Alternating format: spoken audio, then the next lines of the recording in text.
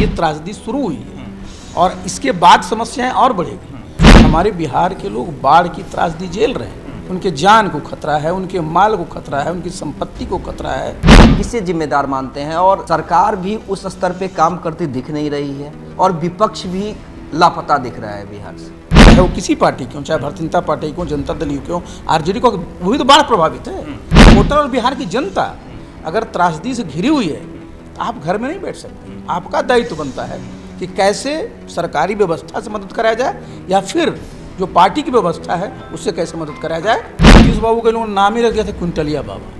पप्पू यादव त्रासदी की स्थिति में फील्ड में तो नजर आता है बंदा, पैसा बांटते हुए, लोगों की मदद करते हुए, अधिकारियों को हरकाते हुए। अगर 15-20 लोग नेता या सांसद या विधायक ऐसे करने लगे तो लगता है कि किसी भी विविधता से बहुत आसानी से निपटा जा सकता है। तो सरकार की मदद तो है, पार्टी की भी इसमें मदद करती है। हम लोग तो देखे ना कि पार्टी की तरफ से भी। बिल्कुल। देखिए, बिहार में बाढ़ की विभीषिका है और सरकार अभी भी उतनी गंभीर दिखी नहीं है जितना गंभीर उसे दिखना चाहिए। विपक्ष के नेता भी इन दिनों दुबई में हैं। ऐसे में जो लोग हैं वो करे तो क्या करें और गलती किसकी? अगर बिहार हर साल बाढ़ की त्रासदी को झेलता है तो उसमें गलती किसकी है, इसे समझने की कोशिश करेंगे। और समझाने के लिए हमारे साथ आरसीपी बाबू हैं। सर, पहले तो बहुत बहुत स्वागत है आपका देशवा न्यूज में। और जो अभी की स्थिति है, वर्तमान स्थिति है बाढ़ की, आप किससे जिम्मेदार मानते हैं? और देखिए, सरकार भी उस स्तर पे काम करती दिख नहीं रही है और विपक्ष भी लापता दिख रहा है बिहार से। देखिए, बाढ़ जो है बिहार के लिए एक त्रासदी रही है और मैं तो नीतीश बाबू के साथ रहा हूँ और उस समय भी जब भी बाढ़ की समस्या आई थी और बाढ़ की विभीषिका से निपटने के लिए नीतीश बाबू ने बहुत ही स्पष्ट, जिसको हम लोग कहते हैं एसओपी, बना दिया था। उसका प्रोटोकॉल निर्धारित कर दिया था। और 2007 में अगर आपको याद होगा तो जब कुशहा का बांध टूटा था तो बहुत ही मैसिव, चाहे वो रिलीफ का काम था, रीसेटलमेंट का काम था या इवैक्यूएशन का काम था, सरकार की तरफ से किया गया था। तो नीतीश बाबू की तो पहचान ही रही है कि जब बाढ़ बिहार में आई है तो जो बाढ़ पीड़ित हैं उनको ज़्यादा से ज़्यादा मदद किया जाए। आपको याद को होगा कि उस ज़माने में लोग मतलब उसको लाइटर वेन में बाद में कहते थे कि चूँकि 1-1 क्विंटल सबको अनाज दिया जाता था, तो नीतीश बाबू के लोगों ने नाम ही रख दिया था क्विंटलिया बाबा। तो देखिए, सरकार की तरफ से मुख्यमंत्री जी ने हमेशा कहा है कि जो आपदा के ग्रसित लोग हैं उनका सबसे पहला अधिकार होता है राजकीय कोष पर। तो सरकार की तरफ से मैंने बताया कि एसओपी बना हुआ है, संसाधन की कमी नहीं होती है। केंद्र सरकार ने भी, आप देखे होंगे कि इस बार बजट में भी बिहार में बाढ़ की विभीषिका से निपटने के लिए प्राविधान किया। तो केंद्र में भी अपनी सरकार है, राज्य में भी अपनी सरकार है और दोनों जो नेता हैं उनकी सोच भी इस पर बहुत स्पष्ट है। तो आप जिस बात को कह रहे हैं कि जो ढिलाई बढ़ती जा रही है, तो ये तो सही बात नहीं है भाई साहब। ढिलाई नहीं होनी चाहिए, ढिलाई बिल्कुल नहीं होनी चाहिए। ढिलाई तो तब होती है ना कि जब किसी चीज़ की आपको कमी हो, संसाधन की कमी नहीं, क्या डायरेक्शन से उसकी कमी नहीं, तो फिर जो कमी होती है, जो जिस स्तर पर ये काम होना है, तो फिर मैं कहूँगा कि जो पूरा का पूरा जो आपदा प्रबंधन विभाग है, आप जानते हैं कि यहाँ अथॉरिटी भी है, डिजास्टर मैनेजमेंट अथॉरिटी भी है, उसमें काफ़ी लोग भी हैं। तो भाई उनके ऊपर ये दायित्व बनता है कि भाई दिन रात 24 घंटे मॉनिटरिंग होनी चाहिए, क्योंकि हमारे बिहार के लोग बाढ़ की त्रासदी झेल रहे हैं। उनके जान को खतरा है, उनके माल को खतरा है, उनकी संपत्ति को खतरा है, उनके स्वास्थ्य को खतरा है। और मैंने बताया ना कि सबकी पूरी व्यवस्था की हुई है। तो जिम्मेवारी जो आती है, जिसको आपने जो पूछा कि भाई जिनको मॉनिटरिंग करना है, ये जो इस प्रकार की बात आ रही है सिर्फ मॉनिटरिंग से, तो मैं तो यही अनुरोध करूंगा कि जितने लोग जो आपदा प्रबंधन में हैं और इसके साथ ही साथ जो जिला पर हैं या जिला के नीचे भी लोग हैं, वो सब लोग अपनी जिम्मेवारी को समझें। और ये ऐसे समय में सबको आगे बढ़ करके काम करना चाहिए, जिससे कि हमारे जितने पीड़ित लोग हैं। नहीं सर, देखिए ठीक है, आपने कहा कि तमाम चीज़ें बनी हुई हैं, निर्धारित है और केंद्र ने भी इस बार अलग से राशि दी है।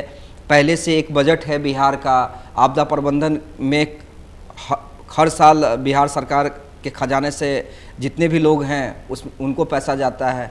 लेकिन जब बाढ़ की स्थिति आई, आपने देखा होगा कि पहले जब भी ऐसी स्थिति आती थी कि हाई लेवल मीटिंग बुलाई जाती थी सीएम के द्वारा या अधिकारियों के बीच में एक गाइडलाइन निर्देशित होता था और उसके बाद अधिकारी जो है जमीनी स्तर पे उतर कर काम करते थे। इस बार नहीं देखा जा रहा है। इस बार नहीं देखा जा रहा है तो और जाहिर सी बात है कि अगर ऊपर लेवल से दबाव नहीं आएगा तो नीचे के कर्मचारी तो कितने सक्षम हैं या कितने तत्पर हैं वो आप भी जानते हैं।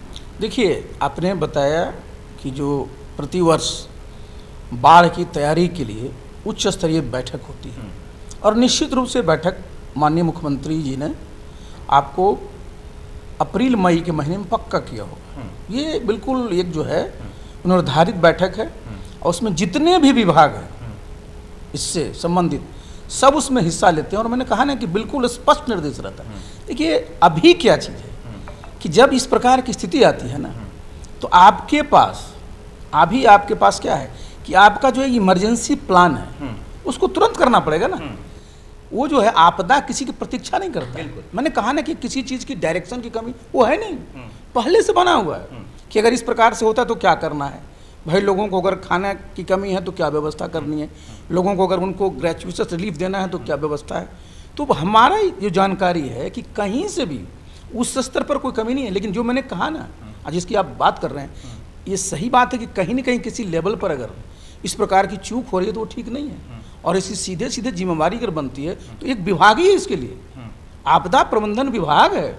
और इसमें कहीं से भी भाई किसी प्रकार की कोताही अगर कोई बरतता है तो बाकी तो छोड़ दीजिए, मुख्यमंत्री जी खुद इसको नहीं बर्दाश्त करते हैं। अब आपने कहा, आप चूँकि फील्ड में गए होंगे, आपने देखा है, तो मैं तो यही अनुरोध करूँगा कि भाई देखिए, अभी ये त्रासदी शुरू हुई है और इसके बाद समस्याएं और बढ़ेगी, तो बिल्कुल तत्काल इसमें बिना किसी के विलम्ब किए हुए, मैंने देखा था कि अखबारों में आया था कि लोगों की छुट्टियां रद्द की गई हैं। तो छुट्टियां रद्द की गई हैं घर में रहने के लिए नहीं ना, छुट्टियां रद्द की गई है कि जो हमारे जितने लोग आपदा से पीड़ित हैं उनको जितने तरह की सहायता हो सकती है उसको मुहैया कराया जाए। अच्छा सर, देखिए, जब इस तरह की विभीषिका आती है या आपदा का सिचुएशन आता है तो सरकारी लेवल तो ठीक है, इसमें पक्ष और विपक्ष नहीं देखा जाता है। और पहले भी हमने देखा, एक बार मुझे याद है जब इस तरह की त्रासदी आई थी तो नीतीश कुमार बिहार के सीएम थे और यूपीए में लालू जी थे और रामविलास जी थे, तीनों ने मिलकर काम किया था, पक्ष विपक्ष ने मिलकर काम किया था। इस बार वो स्थिति नहीं देखी जा रही है। विपक्ष के नेता एकाध ग्राउंड पे दिख भी रहे हैं, जैसे पप्पू यादव या आरजेडी के एकाध नेता या जेडीयू को, मैं ये नहीं कहूँगा कि सिर्फ विपक्ष वाले ही, लेकिन क्या नहीं लगता है कि सिर्फ सरकारी लेवल पे नहीं बल्कि पार्टी लेवल पे भी तमाम पार्टियों को, चाहे वो बीजेपी हो, बीजेपी के नेता हों, जो उनके कार्यकर्ता हैं और भी आरजेडी के जो मतलब तमाम पार्टी के, वो उतरें और काम करवाएं, या तो खुद भी मदद करें और काम भी करवाएं, क्योंकि जब नेता जमीन पे उतरते हैं तो अधिकारी में हरकम मचता है अधिकारियों में। देखिए, ये बिहार में एक परंपरा रही है, आप बता रहे हैं तो मुझे भी आश्चर्य हो रहा है। मैंने देखा है जब भी बाढ़ की विभीषिका आई है तो प्रभावित लोगों में किसी प्रकार का राजनीतिक बात नहीं होती और जितनी पॉलिटिकल पार्टी हैं सब लोग इसमें लगते हैं। और आप ये कह रहे हैं कि अगर ये इस बार अगर मिसिंग है तो बहुत दुर्भाग्यपूर्ण है। और मैं तो अनुरोध करूँगा कि जितने भी पार्टी के हमारे जितने बड़े बड़े नेता हैं, सबका संगठन उस क्षेत्र में है, बाढ़ प्रभावित क्षेत्र में, सबको निश्चित रूप से बूथ तक कर जो कार्यकर्ता हैं उनकी भी तो स्थिति खराब होगी। आखिर वो पार्टी के तो कार्यकर्ता हैं, चाहे वो किसी पार्टी के हों, चाहे भारतीय जनता पार्टी के हों, जनता दल के हों, आरजेडी को, वही तो बाढ़ प्रभावित है। तो भाई अब बाढ़ प्रभावित है तो आपका दायित्व तो बनता है ना कि आपके पार्टी के लोग, आपके पार्टी के समर्थक, शुभचिंतक, वोटर और बिहार की जनता अगर त्रासदी से घिरी हुई है तो आप घर में नहीं बैठ सकते। आपका दायित्व बनता है कि कैसे सरकारी व्यवस्था से मदद कराया जाए या फिर जो पार्टी की व्यवस्था है उससे कैसे मदद कराया जाए, या खुद का भी तो फंड है सर। अब जैसे पप्पू यादव देखिए, और नाम लेना इसलिए भी ज़रूरी है क्योंकि किसी भी त्रासदी में हमने देखा है, चाहे वो पटना में बाढ़ की स्थिति हो, कोरोना की स्थिति हो, पप्पू यादव की छवि जो भी रहो, इस त्रासदी की स्थिति में फील्ड में तो नज़र आता है बंदा, पैसा बांटते हुए, लोगों की मदद करते हुए, अधिकारियों को हरकाते हुए। अगर 15-20 लोग नेता या सांसद या विधायक ऐसे करने लगे तो लगता है कि किसी भी विभीषिका से बहुत आसानी से निपटा जा सकता है। देखिए, मैंने तो कहा ना कि जो भी क्षेत्र प्रभावित है उसमें सभी पार्टी के लोग हैं, बिहार के लोग हैं और सभी जगह विधायक हैं, सांसद हैं, मंत्री हैं। तो मैंने कहा कि किसी चीज़ की कमी तो है नहीं। अब उनके स्तर से इस प्रकार की अगर कोताही होती है तो ये किसी के लिए ठीक नहीं है। भाई इसमें किसी प्रकार का भेदभाव नहीं होना चाहिए। और आगे बढ़ करके भाई जो सरकार की मदद हो है, पार्टी की भी इसमें मदद करती है। हम लोग तो देखे ना कि पार्टी की तरफ से भी बिल्कुल। पहले तो मदद किया जाता है। पहले खाने के लिए गुड़ चूड़ा बोरा वोरा कितना हम लोग देखे हैं, हम लोग ने सर कवर किया है। और वही चीज़ मैं कह रहा हूँ कि वो चीज़ अभी तक तो मिसिंग दिखी है इस बार। ये ऐसा होना नहीं चाहिए, लेकिन आपने कहा है हम भी अपने स्तर से इस चीज़ को देखेंगे। लेकिन निश्चित रूप से भाई हम तो आपके माध्यम से ही सब लोगों से अनुरोध करेंगे कि भाई बिहार में एक परंपरा रही है कि पार्टी लाइन को छोड़ कर जितने भी लोग हमारे प्रभावित हैं उनको सब तरह से मदद कराया जाए। चलिए, हमारे साथ आरसीपी सिंह थे जिन्होंने साफ कहा है कि बिहार की परंपरा रही है कि जब भी कोई आपदा की स्थिति आती है तो राजनीति से उठकर तमाम राजनीतिक दल काम करते हैं। और वही मैं कह रहा हूं कि बार बार कि इस बार वो चीज़ मिसिंग देखी जा रही है। और अपील की है आरसीपी बाबू ने कि तमाम लोग आगे आएँ, लोगों की मदद करें। अधिकारी अगर काम नहीं कर रहे हैं तो उसकी मॉनिटरिंग हो और लोगों तक उचित लाभ पहुंचाया जाए।